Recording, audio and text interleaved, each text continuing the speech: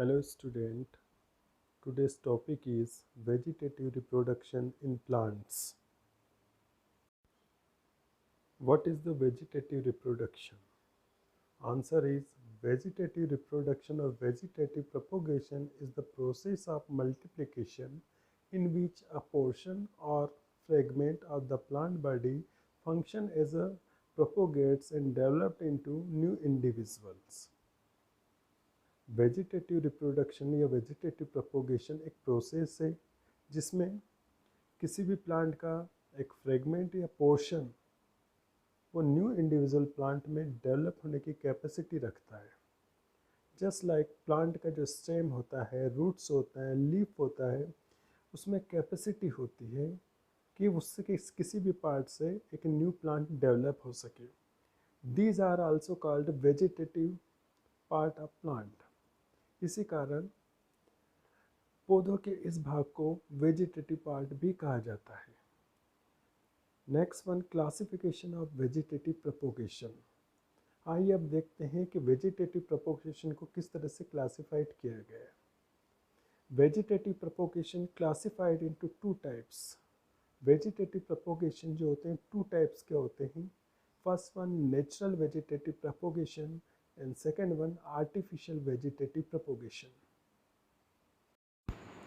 Next one is a natural vegetative propagation. Natural vegetative propagation process may be of the following type. Natural vegetative propagation निम्न प्रकार का होता है। First one by roots, जड़ के द्वारा natural propagation. The roots of sweet potatoes, carrot, radish, and asparagus and dahlia have the capacity of propagates. When placed in soil, the bud present on the roots grow into the new plants. Sweet potato, carrots, radish और asparagus तथा dahlia की जो roots होती है उसके अंदर new plant को develop करने की, प्रोपोगेट करने की कैपेसिटी होती है। जब इनकी रूट्स को सॉइल के अंदर प्लेस कर दिया जाता है तो रूट्स के जिस भाग में बड्स होती है वहाँ से न्यू प्लांट डेवलप हो जाता है। नेक्स्ट वन बाय स्टेम, तने के द्वारा, स्टेम्स के द्वारा न्यू प्लांट को डेवलप करना। There are three kinds of stems. Stem जो होते हैं वो तीन प्रकार के होते हैं। First one underground stem. Stem का कुछ पार्ट जो कि सॉइल के अंदर प्लेस्ड होता है उसको अंडरग्राउंड स्टेम कहते हैं। Example ginger, turmeric, onion and garlic. इस पार्ट के द्वारा जब न्यू प्लांट का डेवलपमेंट होता है। Next one creeping stem.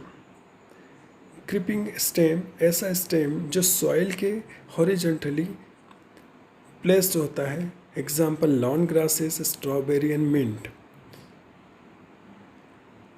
Next one aerial stem. Stem का वह पार्ट जो कि एयर में होता है उसको एरियल स्टेम कहते हैं। Just like opuntia sugar cane. इस स्टेम के छोटे छोटे पीस करके इनको सॉइल के अंदर प्लेस कर दिया जाता है तो इससे न्यू प्लांट डेवलप हो जाता है। It is the example of underground stem like onion, garlic.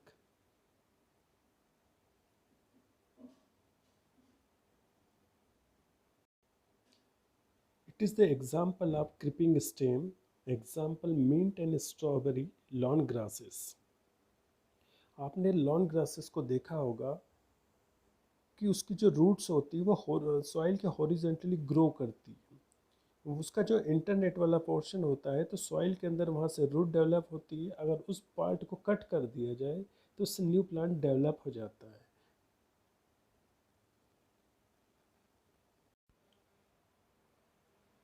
By leaves,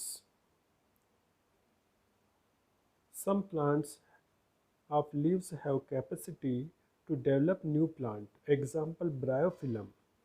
If leaves of bryophyllum placed in soil, when its incision develop new individual plants.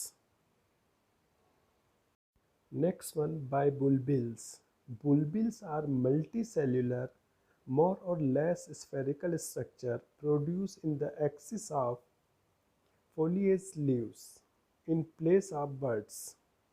बुलबिल्स जो होते हैं मल्टी सेल्यूलर स्फेरिकल स्ट्रक्चर होते हैं जिनका जो डेवलपमेंट होता है buds की जगह पर फोलियज लीव के समान होता है। फोलियज मतलब स्केली लीव्स के जैसे होते हैं। These bulbils shaded from parent plant, जब ये बुलबिल्स अपने पेरेंट प्लांट से गिर जाते हैं और सॉइल के अंदर प्लेस हो जाते हैं तो उनसे एक न्यू इंडिविजुअल प्लांट डेवलप होता है। Example oxalis, aloe vera and pineapple.